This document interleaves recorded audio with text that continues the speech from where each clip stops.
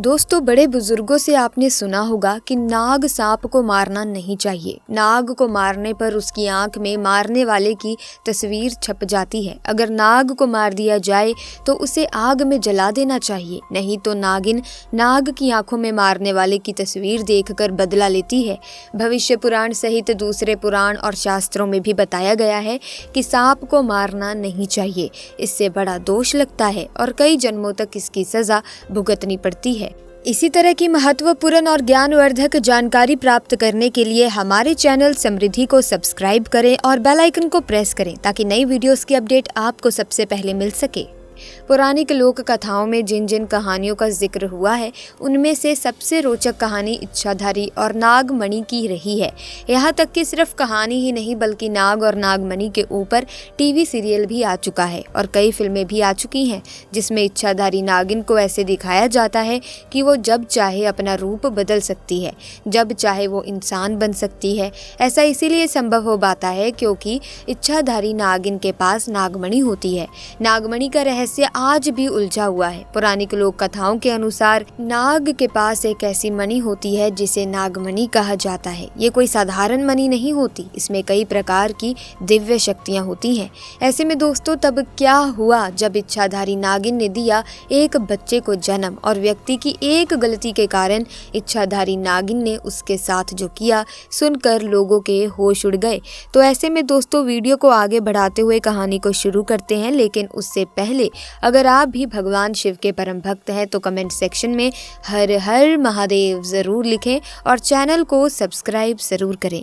दोस्तों, ये चमत्कारी घटना है राजस्थान के एक छोटे से गांव चंदेला गांव की। दरअसल ये घटना घटित हुई चंदेला गांव के मुखिया और वहां के सबसे धनी इंसान भुवन जी के साथ। भुवन करीब आज से 5 साल पहले एक साधारण एवं गरीब व्यक्ति का जीवन व्यतीत करते आ रहे थे। वो अक्सर जंगल में अपनी बकरियां चराने जाया करते थे। एक दिन बकरी चराते चराते वो जंगल के थोड़ा और अंदर निकल गई। उसी जंगल में एक इच्छाधारी नागिन अपने नाग के साथ एक पेड़ के पास रहा करती थी। वो नागिन गर्भवती थी। शाम का वक्त था और भुवन जब उस पेड़ के पास से गुजरा तो उसे वहाँ एक तेज चमकती चीज दिखाई दी, परंतु साथ ही वो दोनों नाग नागिन भी वहीं थे। उन्हें देख वो थोड़ा सा डर गया और तुरंत ही वहाँ से जल्दी से घर की ओर भागा। भुवन इतना घबराया हुआ था कि उस समय तो उसने पीछे मुड़कर तक नहीं देखा, परंतु उस रात उसके ध्यान में वो चीज जो चमक रही थी वो बार बार आ रही थी। वो इतना तो समझ ही गई थी कि वो हो ना हो बहुत ही मूल्यवान चीज है और अगर वो मुझे मिल गई तो मैं भी धनवान हो जाऊंगा। परंतु सबसे बड़ी मुसीबत थी वो दोनों नाग नागिन। अगले दिन वो वापस उसी जंगल में उसी पेड़ वाले स्थान पर गया। कुछ दूर खड़े रहकर छिपकर उस पेड़ के पास रह रहे नाग नागिन को देखने लगा। कुछ देर देखने के बाद उसने ध्यान दिया कि नागिन तो गर्भवती है। वो उस रात घर आकर सोचने लगा कि ये अच्छा मौका होगा जब नागिन अपने बच्चे को जन्म देगी, तभी वो नागमणि चोरी कर लेगा क्योंकि उस समय नागिन कमजोर होगी। बस नाग को मारना होगा। दोस्तों, कहते हैं कि अगर किसी नाग के मुंह की तरफ गोबर मार दिया जाए तो वो अपना होश खो बैठता है। अब भुवन हर रोज गोबर लेकर उस पेड़ के पास छुपकर सही मौके का इंतजार करने लगा। एक दिन वो मौका भी आया जब नागिन अपने बच्चे को जन्म देने वाली थी। तभी चुपके से भुवन ने नाग के मुंह पर तेजी से गोबर मारा और फिर एक बड़े पत्थर से नाग को मार डाला। फिर उसने नागिन और उसके बच्चे को भी मार डाला और उस मणि को उठाकर जल्दी से घर की तरफ निकल पड़ा। परंतु उधर नागिन किसी तरह बच गई थी और बस बेहोश पड़ी थी।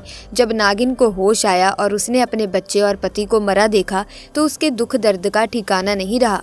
वो उस समय गुस्से से पागल हुए जा रही थी और उसने भुवन से बदला लेने की ठानी।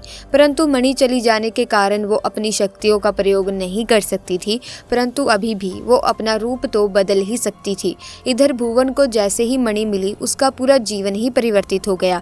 उसकी फसल इस बार काफ़ी अच्छी हुई और काफ़ी महंगे भाव में भी बिकी। उसकी तो जैसे मानो लॉटरी लग गई हो, क्योंकि जो भी वो धंधा कर रहा था उसे हर जगह से लाभ मिल रहा था और भुवन को पता था कि ये सब उस चमत्कारी नागमणि का ही कमाल है। गाँव में हर जगह उसका नाम था। भुवन के इस रुतबे को देखकर एक अच्छा रिश्ता भुवन के लिए उसके पास ही के गांव से आया और कल्पना नाम की एक सुंदर स्त्री से उसका विवाह संपन्न हुआ। कल्पना अपने पति भुवन को बहुत प्यार करती थी और बहुत इज्जत देती थी। दोनों एक दूसरे का कदम कदम पर साथ निभाते। उनकी जोड़ी गांव में मिसाल बन चुकी थी। उधर नागिन भी एक पुरुष का रूप धारण कर दमन नाम से भुवन के यहाँ उसका मुंशी बन गया और भुवन का विश्वास जीतने लगा। भुवन भी दमन के व्यवहार और वफादारी को देख उसे अपना भाई समान ही मानने लगा। एक दिन कल्पना अपने पति भुवन के पास आती है और बताती है कि तुम पिता बनने वाले हो, मैं गर्भवती हूँ। यह सुन भुवन की खुशी का ठिकाना नहीं रहा। उस दिन वो खुद अपने मुंशी दमन के पास गया और बोला कि देखो दमन, मेरा कोई भाई नहीं है, परंतु जब से तुम्हारा साथ मिला है तुम मेरे सगे भाई से भी कहीं अधिक बन चुके हो। आज मैं बहुत खुश हूँ, इसीलिए आज मैं अपनी पत्नी और तुम्हें एक खास जगह ले जाना चाहता हूँ, क्योंकि मेरा इस दुनिया में तुम लोगों के सिवा कोई नहीं है। और वो अपनी पत्नी और दमन को कार में बिठाकर गांव के कोने में ले जाकर कार एक छोटी सी कुटिया के सामने रोकता है और बताता है कि जब वो छोटा था तब इसी कुटिया में उसकी माँ की जान उसे जन्म देते चली गई थी। उसके पिता तो पहले ही गुजर चुके थे। तब एक बूढ़े बाबा ने उसकी माँ को वहीं दफना दिया था और भुवन को उसी बूढ़े बाबा ने पाला था। भुवन बताता है कि जब भी उसके साथ कोई बुरी घटना होती है या वो दुखी होता है तो बस वो इसी कुटिया के पास चला आता है। यहाँ उसे एक अनोखा सुकून मिलता है। भुवन आगे बताता है कि आज तुम दोनों को मैं इसीलिए यहाँ लाया हूँ क्योंकि तुम दोनों अब मेरी जिंदगी का एक अहम हिस्सा बन चुके हो। दोस्तों, ये सुन सभी की आंखों में पानी भर आता है। कुछ देर रुकने के बाद जब वे वापस पहाड़ी से होते हुए घर को जाते हैं तो अचानक उनकी गाड़ी पहाड़ी पर एक बड़े पत्थर से टकराती है और गाड़ी को जोर का झटका लगता है, जिसके कारण भुवन तो कार में ही फंसा रहता है, परंतु उसकी पत्नी कल्पना पहाड़ से नीचे गिर एक पेड़ पर अटक जाती है और उस पेड़ के ठीक नीचे बहुत ही गहरी खाई थी। दोस्तों, वो रात कार्तिक पूर्णिमा की ही थी। दमन अपनी शक्तियां पाकर पुनः नागिन रूप धारण कर लेता है। भुवन दमन को देखकर चौंक जाता है क्योंकि दमन अब नागिन में पुनः बदल गया था। वो नागिन भुवन को बताती है कि कैसे ठीक इसी तरह वो भी इस स्थिति में फंसी थी जब भुवन ने उसका पूरा घर संसार लूट लिया था, उसके पति और बच्चे को मारकर, और आज मेरे पास बदला लेने का एक अच्छा मौका है। भुवन घायल गाड़ी में फंसा हुआ था और रो रो कर नागिन को बोलता है कि भले मेरी जान ले ले, परंतु मेरी पत्नी गर्भवती है, उसे छोड़ दो। परंतु तभी उस नागिन को अपनी वही स्थिति याद आती है कि क्या होता है जब कोई अपना छिन जाता है। ये जिंदगी का सबसे बड़ा दुख होता है। नागिन ने भुवन का उसकी पत्नी के प्रति सच्चा प्यार देख उसे माफ कर दिया और कल्पना को खुद उस पेड़ से निकाल बचा लिया तथा दोनों को हॉस्पिटल छोड़ खुद वापस जंगल में उसी पेड़ के पास चली गई। जब भुवन हॉस्पिटल से स्वस्थ होकर अपनी पत्नी के साथ घर वापस लौटा तो उसे अपनी गलती का एहसास हुआ और उसने जाना कि उसने कितनी बड़ी गलती करी है। वो नागमणि को लेकर उसी पेड़ के पास गया और उस पेड़ के पास उस नागमणि को रख फूट फूट कर रोने लगा और शाम को घर वापस आ गया। दोस्तों, कभी कभी इंसान लालच में इतनी बड़ी गलती कर बैठता है कि फिर उस गलती को कभी भी ठीक किया ही नहीं जा सकता और बस अंत में पछतावा ही रह जाता है। और दोस्तों, नाग नागिन को मारने का जो अपराध है, जो आपने पाप किया है, उसकी सजा तो बहुत ही भयानक होती है।